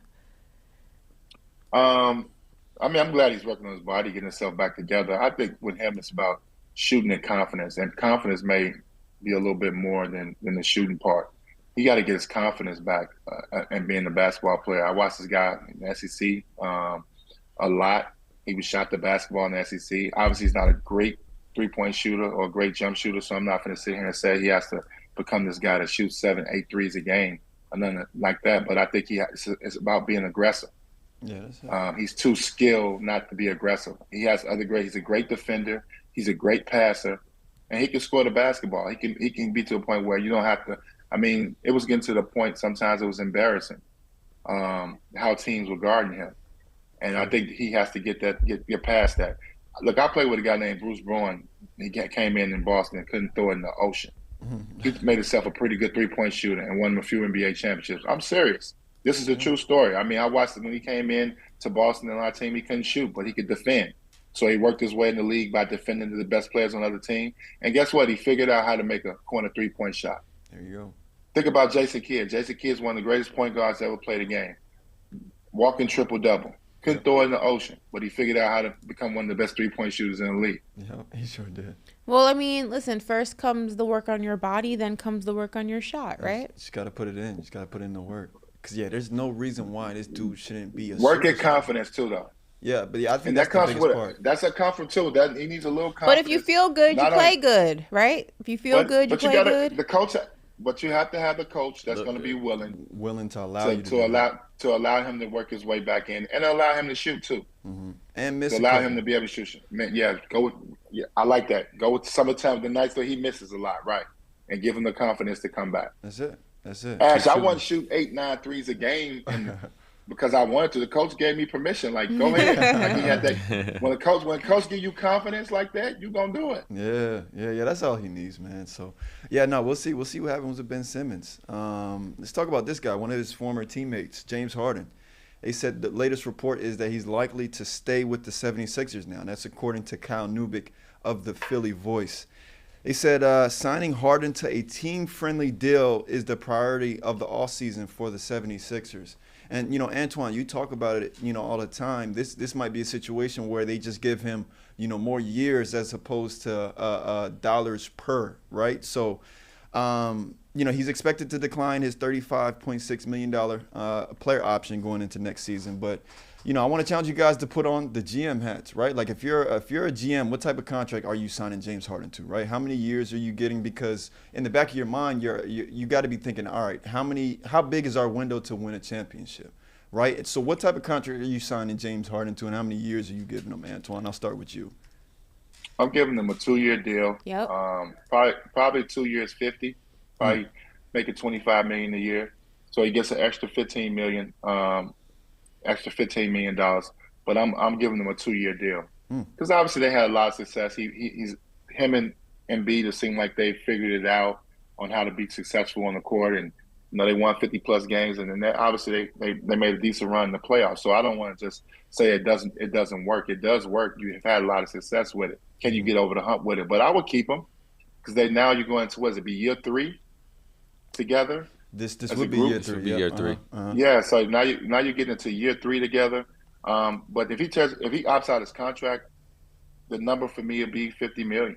50 at the max 60. So that'd be 2 for 30. I mean, I'm not gonna sign James Harden to anything long term. So it's gonna be 2 years. I'm looking at 2 years 60.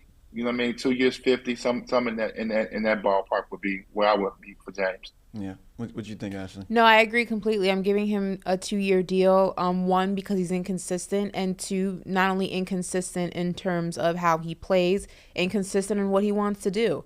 1 minute he wants to stay, 1 minute he wants to go. The window's not big enough for you to keep changing your mind.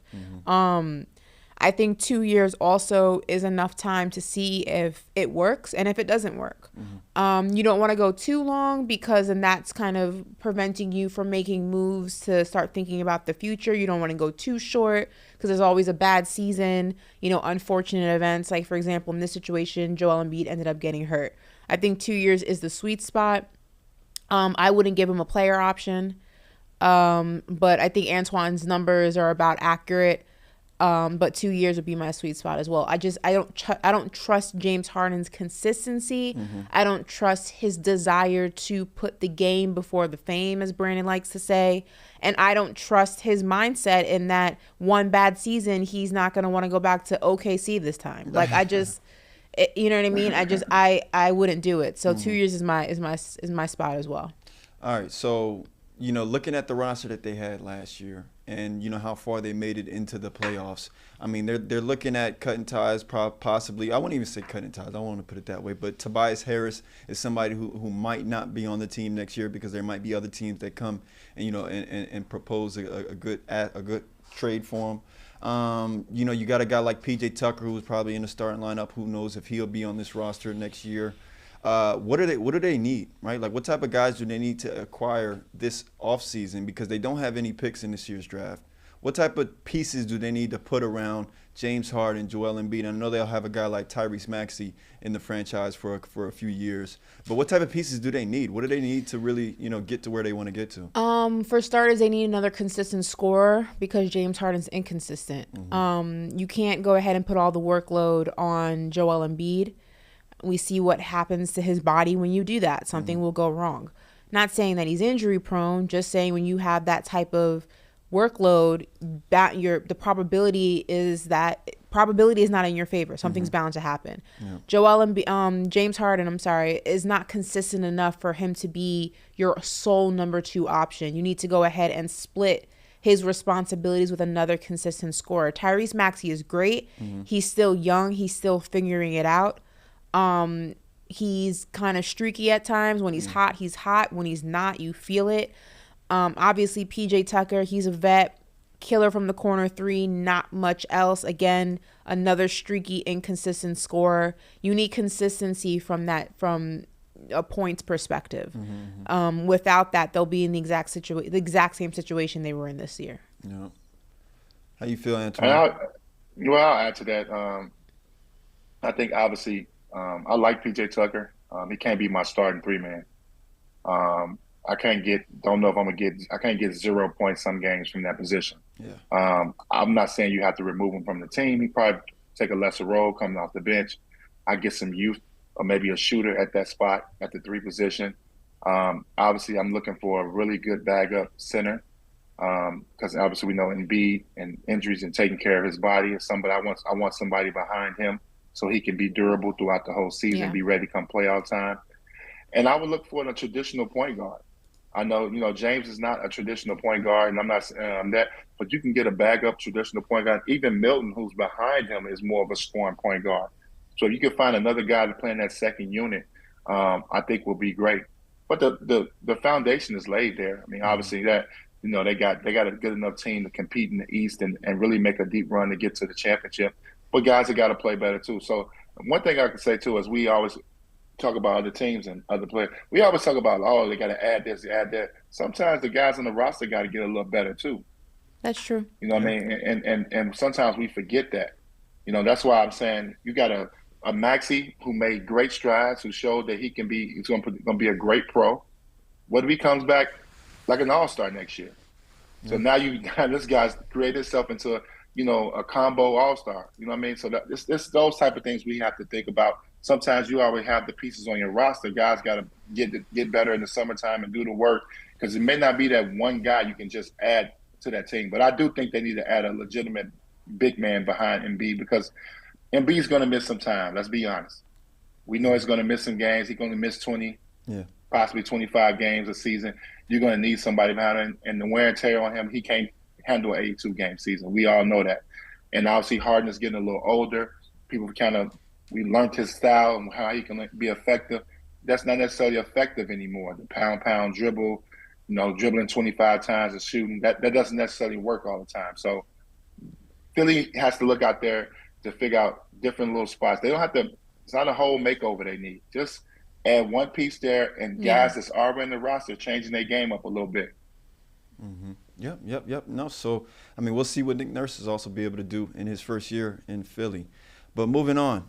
One of the bigger stories in the NBA right now is the addition of Bradley Beal to the Phoenix Suns, right? And a report had said that Kevin Durant allegedly helped recruit Bradley Beal to the Suns, right? So I mean, big whoop. That's kind of obvious. Yeah, it's pretty common, right? But on Twitter, this sparked I don't know what to call it, like maybe an exchange with a few fans. So yeah, that's the tweet there, of course, where it revealed the news that Kevin Durant recruited Bradley Beal. But then one fan said, I thought KD was just a hooper. He's basically referencing to when KD was in Brooklyn and he was going through all that he was going through with James Harden and the drama with Kyrie, and he had told the media, hey, listen, I'm just a hooper. So the fan here, I guess, poked at him with that, and KD gave him a response. He said, here's your response. Thanks for all the support when I was in net. And then, like I said, this kind of just started an additional thread. You see KD here responding to a tweet where a fan basically said he lacked morals. He's like, I lack morals because I delete tweets. And then this fan said there's just no integrity for the game, and went on to say what he said. And then KD responded with saying, well, good. I'll be out of your way in a few years, basically alluding to, him, ending his career possibly in the next few years. And then how about this one, Antoine? I really want to get your thoughts on this. This is probably a positive. This is a fan that was trying to be positive. He said, KD, why do you always focus on your haters and don't reply to the fans? Please reply to me. Well, KD actually replied to that fan, but then said this: hate drives me. Too much love will kill you. Antoine, aren't you glad you didn't grow up, or like your career didn't take place during this social media era? What's this about? Well, it's actually crazy to me that he's actually engaging in it. Yeah. That's the problem with KD a lot. KD has to take ownership to his career and what he's done. Obviously, he's one of the most terrific scorers to ever play the game. Mm-hmm. He'll go down, arguably, to me, he's a top 15 player all the time. You see a guy 7 feet with his skill set. You don't know when you're going to see that again. Mm-hmm. His ability to score the basketball. And his best days were when he was with other superstars. Yeah. We have to be honest with that. Like, you have to understand where he's coming from. His best days were with Steph and Clay. Yeah. When joining them, he was the MVP. They relieved a lot of pressure off of him. He was able to be a natural, true scorer with them, which he's at his best. I'm not saying he can't pass and make others better, but KD's a scorer. Mm-hmm. And so he needs to play with other guys that's going to do the things that they need to do, so he's able to do what he does best, and that's score the basketball. Why do you think he's recruiting a Bradley Beal? Yeah. Bradley Beal's one of the best prolific scorers in the league. Yeah. Why do you think he wants that guy? He wants that guy to come play with him. He relieves a lot of pressure. KD can do what he needs to do on a night in, night out basis. That's why the Phoenix situation was so good, because Devin Booker can relieve some of that pressure for him. Yep. But that's just Kevin. I mean, for whatever reason, Kevin's into his social media and responding and giving them insight and giving them energy that he probably shouldn't do. Right. But some of that stuff, you speak the truth sometimes when you do that. You know what I mean? Where you at? And I think Kevin too. And I love Kevin Durant. I think he's one of the greatest. Like I said, one of the greatest players to play the game. But I think Kevin gets upset sometimes because he doesn't get his just due. Yeah. As one of the great players to play this game. Sometimes now when we talk about a game, we always would say LeBron and we say Kobe, and we kind of forget about Kevin. And Kevin is up there. He's one of the elite guys that ever played this game, and with a unique skill set at his size. And we have to appreciate that and respect that. I think some people don't understand. He's a legitimate, real 7-footer. Yeah. I don't know if you guys saw him in person. He's a real 7-footer. And with that skill set, it's just, we'll see if the new guy coming in can do what Kevin Durant's doing with his body type. But I wish Kevin didn't give in to this. That's me personally. Because he's too good of a player to go back and forth with people on Twitter and prove what he's trying to do. But his best days were when he was with other superstars. Let's just be honest. Yeah. Yeah, it's just the fact of the matter. Ashley, what are your thoughts on this situation? I mean, I like the occasional pop off. I'm the type of person who lives by the philosophy, don't start none, won't be none. Don't come for me unless I send for you. Like, Katie's out here minding his own business, and people will take it upon themselves to, poke the bear, if you will. Excuse me, in terms of the tweet where the guy was like, you ruined basketball, you use it for your own personal gain. That's kind of the point. Like, kind of the point. You're supposed to use it for your own personal gain. Now, but as you had to feel a certain way. I felt a certain type of way too when he joined the Warriors. Oh, 100%. I did. I hated the move. I felt a certain type of way. 100%. It hurt the game of basketball. I 100% hated the move. I will stand by that. Okay. I would say it to Kevin Durant's face. I don't like the timing of it. I don't like the optics of it. I agree with it. I agree with that completely. Hated the move. Okay. But listen, at the end of the day, he did what, I can dislike it. I do dislike it, but he did what was good for him. You know what I mean? I can't knock Kevin Durant for doing the same thing LeBron has done, which is put himself in a better situation to win a championship. I can't knock Kevin Durant for doing the same thing people knock Dame Lillard for not doing, and that's not putting himself in a better situation to win a championship.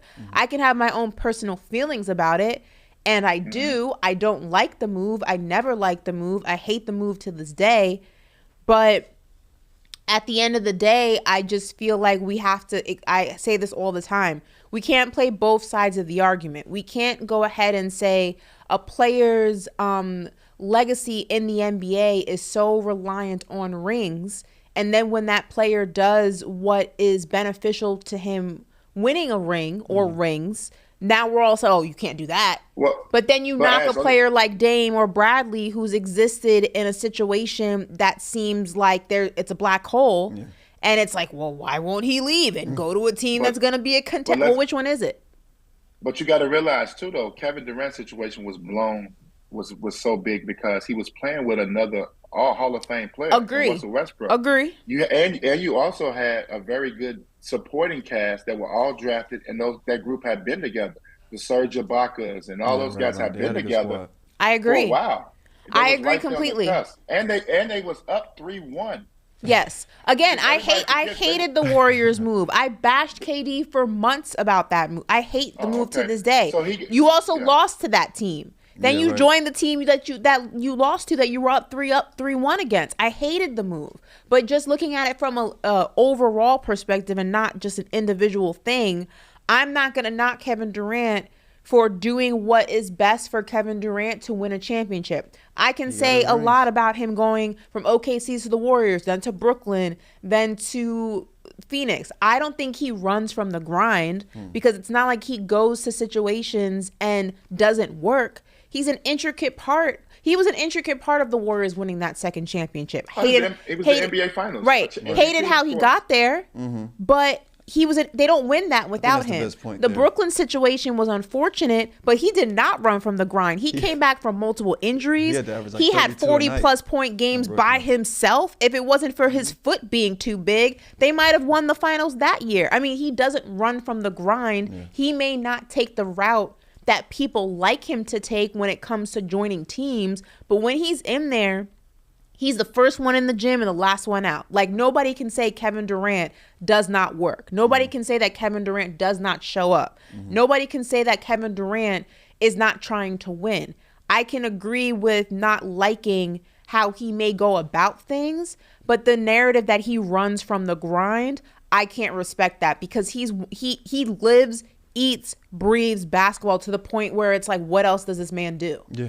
Like, so I can't agree with that narrative that he runs from the grind. I think that couldn't be further from the truth. Yeah, no, I think you made the best point when you pointed out the fact that he was working on each one of those teams. It wasn't like he occupied a role where they was just asking him to give us 20 a game or something like that. Like, nah, right. I think the last 4 or 5 years he's averaged close to 30 points per game, and we talking about all of those teams. We were just mentioning, but the driven by hate exchange, like the comment. I feel that though. By hate. What's that about though? Do you think that's healthy? It means basically you don't get too high on the accolades. You really, because people are gonna kiss your ass when you're up, but they're also not there. That love goes away is trivial. It goes away the minute you're not winning. You're not. You know what I'm saying? The hate. Your haters are always gonna be there, whether you're winning or whether you're losing. A hater's always gonna hate. Yeah. The love is trivial sometimes. So I think for him, he's powered by the doubters and the naysayers more than he is the love, because he knows the love is trivial. Now, there's a healthy way to harness that, and then there's an unhealthy way to harness that. I hope you don't have like a dartboard of all the negative tweets, and you're sitting there in a dark room like, pinning them up, just throwing darts. But if you just catalog it, so when someone says, "Oh, you're never gonna win a ring," all right, or those guys who remember where they got drafted and who was drafted above them, and those guys are no longer in the league, and they're like, all right, that's a healthy way. Yeah, right. An unhealthy way is the one that I just said. So hopefully he's taking the healthier path. I don't know. Antoine, as a player, what got you going, right? Were you one of those guys where, as a player on the court, you better not be talking trash to me, because that's when I'm gonna start pulling these shots and they're gonna start sinking. What was your motivator? You know what I'm saying? Was it a heckler in the crowd? What type of things got you going? Well, I love the game, so I was different. I come from a sports family, sports friends, so every day just at home chilling with the friends and everything, we always, it's always a challenge, and we love sports. So that's what motivated me all the time. And I was a fan of the game, so that's what got me going. But during the game, obviously trash talking is going to always get you there. Yeah. But I think it's all, with me, it was always built on what type of team that you had. You can't talk. I couldn't talk trash when I played for the Atlanta Hawks. You know what I mean? No offense. I'm going to get 25, 30. It was seriously, I was going to get 25, 30 a night, but we was going to lose. I think we was I was 9-45 before I got traded, something like that. So I didn't really have much to talk about. So you know what I'm saying? Yeah. So it was just one of those situations. Now, when I joined the Heat and I got D-Wade and Shaq behind me, you know what I'm saying? It's a different, my chest stuck out. Now you're like the little brother with the big brothers at the playground, what's up? I got reinforcements now. Say something. I dare you. Yeah, for sure. And the funny part, I can tell you a story. So when Michael Jordan came back, hold on. So got to get this Michael Jordan story. Hold on, I'm sorry about that. Okay. So when Michael Jordan came back, one thing that he always talked about in the gym was that you never won nothing. You ain't no winner. You never, everything was predicated on winning. And that's something that always stuck with me in the 2 years coming back and being in the gym with him when he was with the Wizards and working out with him. Our pickup games was so intense. It was just about winning. Yep. And that's what made it really, really special. And I learned that. And that's what made me want to get an NBA championship one day. That it was all about winning, being able to lead your team, being able to be a part of a winning situation. So I have a lot of respect for winners. I know how hard it is to get to the championship and win it. That's why I have a lot of respect for Kevin Durant, because he's done it on the big stage. No matter what we say or how we try to put it, Kevin Durant showed up with all the superstars that was on his team. He showed up and put in a lot of work when it was time to go. So that's why I have so much respect for Kevin. Obviously, and it was just crazy. I was mad at him, just like we all were when he joined them. But when it counted, he got those guys over the hump. Yeah, he sure did. No, you make a good point there. JP has a question for Antoine. He wants to know, is Kevin Durant the greatest natural scorer we've ever seen? He's in my top 3. I still think it's Michael Jordan. I got Michael, Kobe, then KD. That's a solid list, though. With a Bernard King behind, with a Bernard King probably 4th. Don't forget about Bernard King. That's your New York Knick. New York Knick. Knick just made the list. Yeah. New York Knickerbocker. But I'm just talking about, but just naturally to score the basketball, I got to go Michael, Kobe, and KD. Yeah. I mean, just look at KD. I think his career average is 28, 29. Yeah. Yeah, that's strong. Yeah. Yeah, for guys, we've seen guys have years where they've had, 2-3 years where they've had big scoring years. I mean, a lot of people may say Harden in there because Harden had a run, I think, of 5 or 6 years where he was up there close to 30 a night. Yeah. But just pure score, do it from everywhere. Those 3 guys, speaks volumes to me. Yeah. No, I can't argue that one. I was gonna say just I think we're just too in the early half of it, but Devin Booker has such a nice shot. Yeah. I think he has such a nice his career numbers is up there too, probably. Yeah, I haven't looked at his numbers, but I bet it's up there. Yeah, no, that's a good one. But we're like at the early half of his career. Yeah, early half. You know so what I mean? This is something that he could sustain for multiple years. Another 4 or 5 years, yeah. Yeah, right. For another 4 or 5, that you make a good point there, because I'm talking. He hit the ground running. He just jumps up and holds it. Well, no, I'm saying like he hit the ground running. Like as soon as he got to Phoenix, he was that. Like he was averaging like he was a volume scorer early on. That's a great topic. Melo, a lot of people like how Melo did it. Melo one of the best. Yeah, see, Melo had a good run. So it's some couple guys in there that we can get in. That's a great conversation. I would love to see people top 10 on that. Yeah, right. Yeah, we might dive into that conversation a little bit more later on. But yeah, hey, I wanted to get your thoughts on this guy, Antoine. Somebody who's really gotten progressively better throughout their career, Kyle Kuzma, right? For the Wizards, he's declining his $13 million player option going into next season. He was somebody, for the Wizards who had to really occupy a larger role for them. He averaged 20 points, right? 20 points per game, 21.2 to be exact, 7.2 rebounds, 3.7 assists. And right now they're talking about potential landing spots for him as the Rockets, right? They're a team that's kind of wanting to add a few pieces there around like a young core that's up and coming. You got the Pacers, you got the Spurs, and then they're also talking about him potentially re-signing with the Wizards. So what you think? What are your thoughts on this situation here? I like him. I think it's a smart move by him while he's playing at a very, very high level. Yeah. I don't how we rank players and we try to categorize what I don't know if he's I still think he's a third star on a team. Yeah, that makes sense. I don't put him as my A or B. You know what I mean? I don't put it as my A or B option on my team. Yeah. I'm trying to think what would be best place for him. I couldn't think of a team right off the top of my head that'll be the best team for him. Off the top of my head, but I like him in a situation where he's the third best player. I'm still not sold on him being the A or B option. Yeah. He hasn't shown me he is a 25-point scorer. We know he's had big nights and he scored, had big games. I still like him as a third option with 2 other really, really good players. Yeah. I think that's where Kyle Kuzma's at. So him declining $13 million. I mean, he's probably. I like him at $20 million a year. He's earned that. Okay. Yeah, he's earned that. He's earned $20 million a year. But I think he's a third guy on the team. Okay. Yeah, no, I mean, yeah, we'll see. Because like I said, the Wizards are potentially, they're considering keeping him and whatnot. And I don't think they should have enough money to keep him, or place him in like that range that you just spoke of. Like that 20 million. Well, it just depends. You lose Bradley Beal. I mean, he's a younger guy. You want to keep a guy that can score. So if I'm the Wizards, I mean, they're probably going to have to overpay him Yeah. And that's why his agent's doing a great job, and he's actually opting out because they did lose Bradley Beal, so they freed up a bunch of money. Right, right. But they got to also be able to put some pieces around him. I hope they're not looking at him as a franchise guy that you're going to just build a whole team around. I don't think he's at that level, but I think he's a great piece of the puzzle. Yeah, because, they got Porzingis, right? But, I mean, Porzingis is actually, me and BC in the booth was talking about, potential landing spots for Porzingis if they plan on shopping and just completely just restructuring that roster. But they got a guy like Porzingis, so I mean, those could be maybe 2 and 3. Like you said, I think they still are one really star player away from really achieving anything there in Washington. So we'll see. Kuzma, he's somebody we'll have to just follow closely here in this offseason. We might be in the era of the dogs coming back, man.